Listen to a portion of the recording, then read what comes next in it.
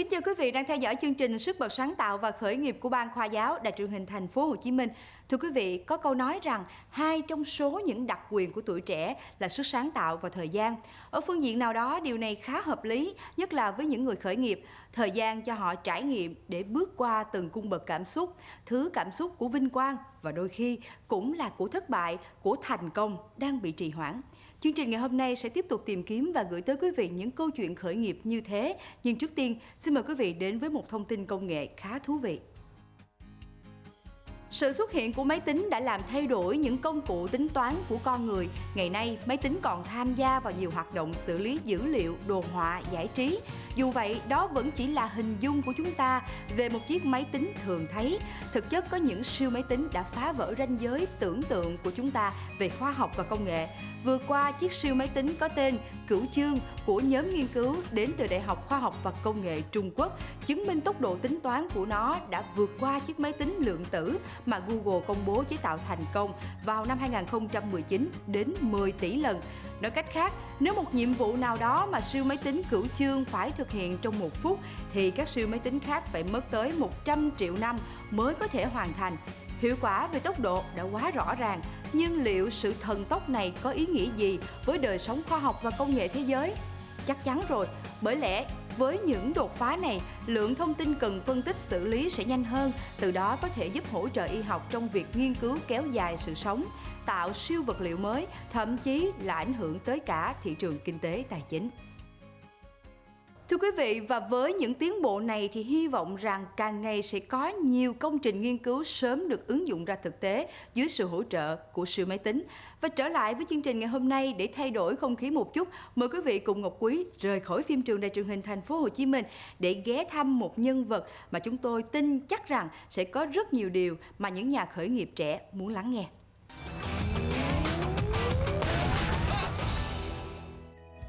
Ngày nay, khởi nghiệp là một xu hướng và là một nhu cầu mà các bạn trẻ đang hướng đến.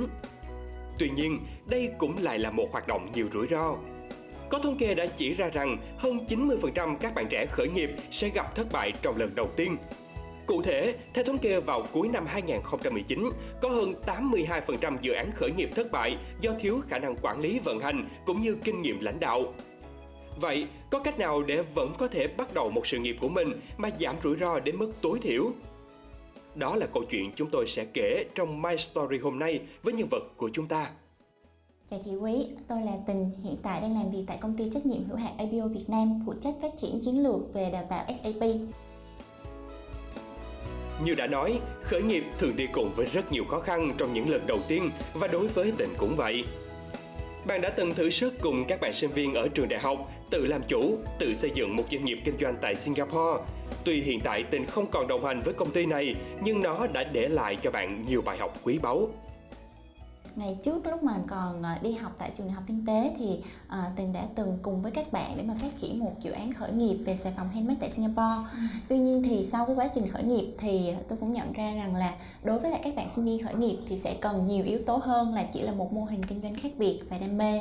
Trong đó thì việc mà mình biết được về những cái quy trình kinh doanh cũng như là biết về những cái việc hoạch định nguồn lực tổng thể thì nó rất là quan trọng và sẽ giúp cho các bạn có thể nắm bắt được thị trường nhanh hơn. Đó là lý do tại sao là tuy là rất tâm huyết với dự án nhưng mà tôi đã quyết định rút khỏi dự án và nộp đơn ứng tuyển vào một công ty của Singapore để có thêm được cơ hội cọ xát và trau dồi bản thân.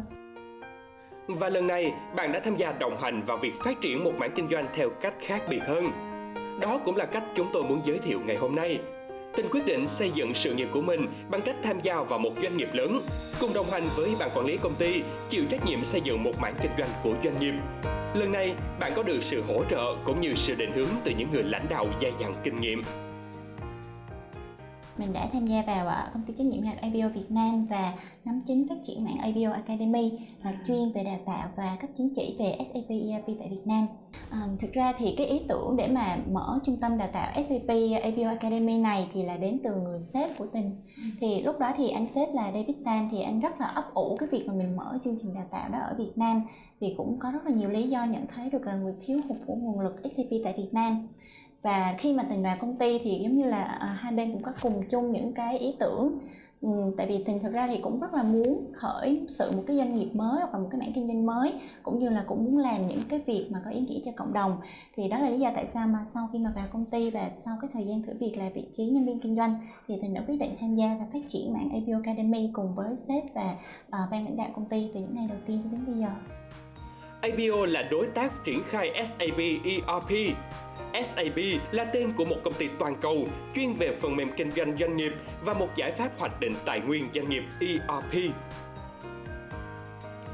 SAP được thành lập tại Waldorf, Đức vào năm 1972. Ngày nay, SAP có hơn 437.000 khách hàng và hơn 96.600 nhân viên, 21.000 đối tác trên toàn cầu. SAP có hai giải pháp chính là SAP S4HANA, giải pháp dành cho doanh nghiệp quy mô lớn, và giải pháp SAP Business One, dành cho doanh nghiệp vừa và nhỏ. Giải pháp SAP tích hợp tất cả các chức năng cơ bản cần có của mỗi công ty như tài chính kế toán, chuỗi cung ứng, nguồn nhân lực, cũng như quản lý trải nghiệm khách hàng cho đến phân tích dữ liệu, dự báo các sự kiện, giá trị và xu hướng của các hoạt động tương lai cho doanh nghiệp. Công nghệ của SAP có thể coi là nền tảng công nghệ số để doanh nghiệp chuyển đổi trở thành doanh nghiệp thông minh. Để thành công trong hệ sinh thái SAP, bạn cần có trình độ chuyên môn kỹ thuật cao, những hiểu biết chuyên sâu về quy trình vận hành doanh nghiệp và khả năng giao tiếp tốt. Tại Việt Nam, các trường đại học đang đặt nền móng phát triển ngành SAP bằng việc đưa môn học SAP vào lộ trình đào tạo tiêu biểu như Đại học Kinh tế Luật Thành phố Hồ Chí Minh, Đại học RMIT, Đại học Việt Đức, v.v. Ngọc Quý thấy là các bạn khởi nghiệp bao giờ cũng rất là hừng hực với cái ý tưởng của mình, rồi luôn muốn là chinh phục thị trường. Còn riêng đối với trường hợp của Tình á, ở cái việc phát triển một cái mảng trong doanh nghiệp như vậy thì Tình hứng thú như thế nào đối với SAP cũng như là APO mà mình đã quyết định tham gia? Thực ra thì đối với APO thì lĩnh vực chính của APO là triển khai giải pháp SAP ERP đến cho các doanh nghiệp Việt Nam với độ triển khai tỷ lệ thành công cao, tối ưu hóa thời gian và nguồn lực. Thì tại APO thì mình cảm thấy rất là may mắn và tự hào khi mà có thể làm việc ở trong một cái môi trường công nghệ cao với những cái nguồn đồng nghiệp như vậy. Sau một thời gian làm việc tại APO với vị trí nhân viên kinh doanh, Tình nhận ra rằng các doanh nghiệp Việt Nam, người lao động và đặc biệt là sinh viên Việt Nam hiện tại đa số chưa tiếp cận kiến thức về ERP nói chung và SAP nói riêng. Thời điểm giữa năm 2019, APO có kế hoạch thành lập trung tâm đào tạo SAP APO Academy tại Việt Nam. Tình đã tham gia và là người nắm chính về mảng này cùng với ban lãnh đạo tính đến thời điểm hiện tại. Trung tâm đào tạo của APO Academy nó phát triển một mảng kinh doanh hoàn toàn mới tại Việt Nam về phần mềm SAP ERP. Và thực ra thì việc tham gia vào APO Academy giúp mình thực hiện được hai định hướng của bản thân. Thứ nhất là khởi sự một mảng kinh doanh mới hoặc là một doanh nghiệp mới. Và thứ hai là làm được những việc ý nghĩa cho cộng đồng. Vì như ban nãy mình đã nói thì có rất là nhiều bạn sinh viên tại Việt Nam thì vẫn chưa tiếp cận được với kiến thức về ERP như vậy. Và trong quá trình mà mình phát triển APO Academy thì cũng rất là may mắn có sự hỗ trợ từ ban quản trị doanh nghiệp cũng như là các anh chị sale, admin và những cái anh chị tư vấn viên luôn ở bên cạnh và cho mình những cái lời góp ý chân thành nhất để có thể cải thiện APO Academy. Về APO Academy, từ khi mà tham gia đến bây giờ thì mình đã có cơ hội cùng với ban quản trị công ty để xây dựng từ những cái phần nhỏ nhất, ví dụ như là tên của trung tâm APO Academy này, hoặc là những cái mảng như là về mảng marketing, logistics, về mảng đối nội, đối ngoại, v.v. và tìm kiếm khách hàng. Thì tất cả những cái bước như vậy đã giúp mình rất là nhiều trong việc mà mình có một cái nhìn bao quát về một mảng kinh doanh, một doanh nghiệp, và sẽ giúp cho mình có được cái nền tảng để mà đưa ra được những cái chiến lược dài hạn hơn, có tầm nhìn xa hơn trong tương lai. Trước đây thì khi mà chưa có APO Academy tại Việt Nam thì các doanh nghiệp hoặc là cá nhân khi mà mình muốn học hoặc là thi chứng chỉ chẳng hạn thì mình sẽ phải sang nước ngoài, ví dụ như Sing hoặc là Thái Lan, v.v.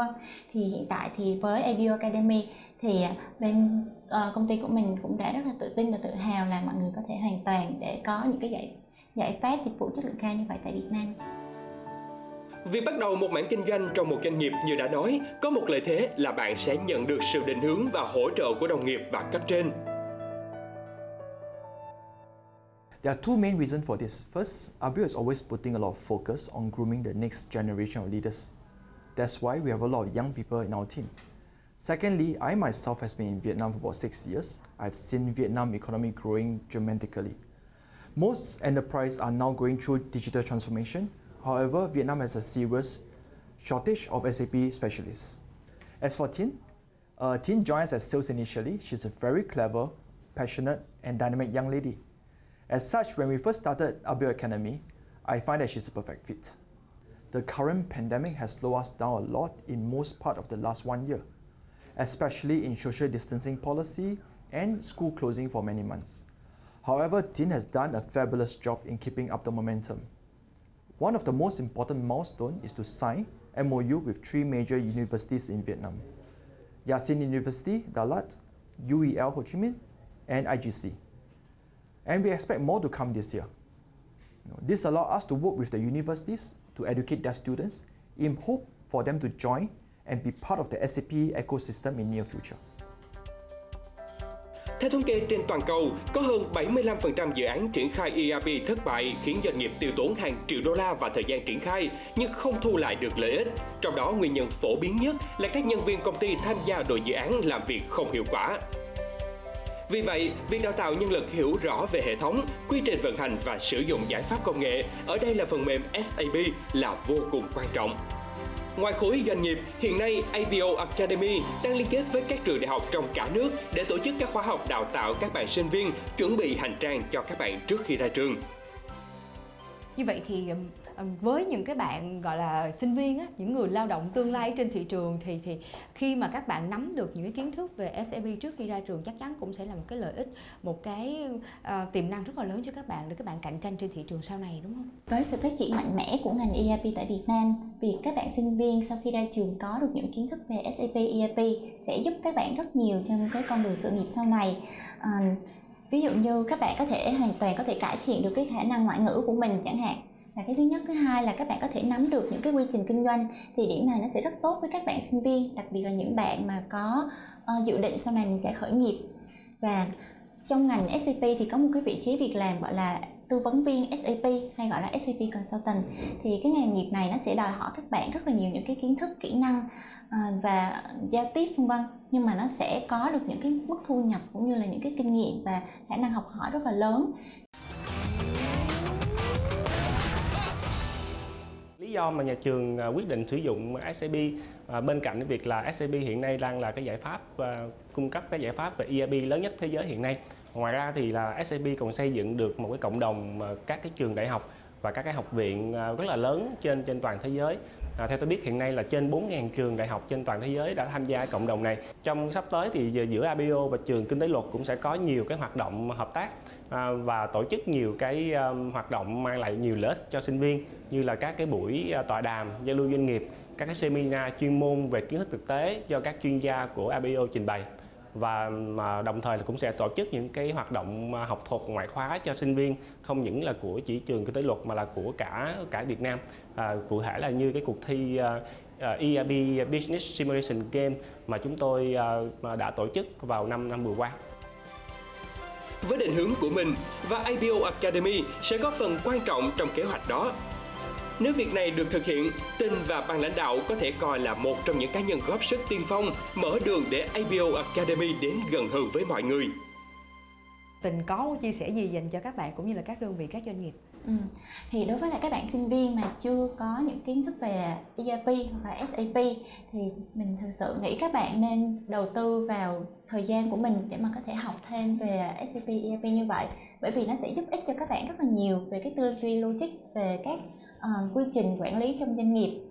Đặc biệt là các bạn sinh viên mà mình có cái dự định mình khởi nghiệp, thì tại vì SAP nó là một cái giải pháp mà đã được chuẩn hóa cho rất là nhiều tập đoàn, công ty lớn trên thế giới như vậy, thì các bạn có thể tiết kiệm được rất là nhiều thời gian hơn so với việc mà mình tự mình tìm hiểu, mình nghiên cứu.